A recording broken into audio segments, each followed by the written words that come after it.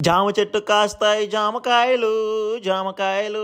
ఈరోజు జామకాయలతో ice cream ఎలా చేయాలో ఒక లుక్ వేద్దామండి. అయ్యే బాబాయ్, ఈ జామకాయ ఐస్ క్రీమ్ తయారు చేయడానికి పెద్ద కష్టమేం పడలేదు, కానీ తినడానికి మాత్రం చాలా కష్టపడ్డాను మామ. ఈ వీడియో లాస్ట్ వరకు చూడండి, టేస్ట్ మాత్రం ఇచ్చి పడేసింది. ముందుగా ఒక జామకాయ తీసుకొని పైన కట్ చేసుకోవాలి. కట్ చేసుకున్న తర్వాత లోపల గుజ్జు ఏదైతే ఉందో ఆ గుజ్జు మొత్తం తీసుకొని ఒక జార్ లో వేసుకోండి. అదే జార్ లో cold milk, sugar powder, milk powder add చేసుకొని ఒక తిప్పేసుకోండి, సరిపోద్ది. అలా వచ్చిన జ్యూస్ ని మనం ఏదైతే కట్ చేసుకున్నామో అదే జామకాయలో వేసుకొని పైన అలా డ్రై ఫ్రూట్ జల్లుకుంటే సరిపోద్ది. మనం ఫస్ట్ ఏదైతే కట్ చేసామో జామకాయ పైన టాప్ మొక్క, ఆ టాప్ ను మళ్ళీ యాసిటీస్ గా అలా పెట్టేసి టూత్ పిక్స్ తో గుచ్చేసుకొని ఓ 3-4 అవర్స్ డీప్ ఫ్రిడ్జ్ లో పడేసాం అనుకో, జామకాయ ఐస్ క్రీమ్ రెడీ అయిపోద్ది. నేను మర్చిపోయి 3-4 అవర్స్ కదా 8 అవర్స్ పైన ఉంచాను. జామకాయ మొత్తం గట్టిగా అయిపోయింది మామ. ఇంకా చూసుకో, నా తిప్పలు తీయడానికి దీన్ని కట్ చేయడానికి చేసిన ప్రయోగాలు ఉన్నాయి చూడు. అది జామకాయ ఐస్ క్రీమ్ తయారు చేయడం కంటే దాన్ని తినడానికి వచ్చిన తిప్పలు అంటారు. మొత్తాన్ని కింద మీద పడి కట్ చేశాను. కట్ చేసిన ఆ స్లైడ్స్ ఏ ఉన్నాయో దాని మీద అలా డ్రై ఫ్రూట్ చల్లుకొని టేస్ట్ చేస్తూ ఉంది మావా, అదిరిపోయింది అంతే. బయట ఎన్ని ఐస్ క్రీమ్ తిన్నా మన ఇంట్లో మన చేతితో చేసుకున్న ఐస్ క్రీమ్ తింటే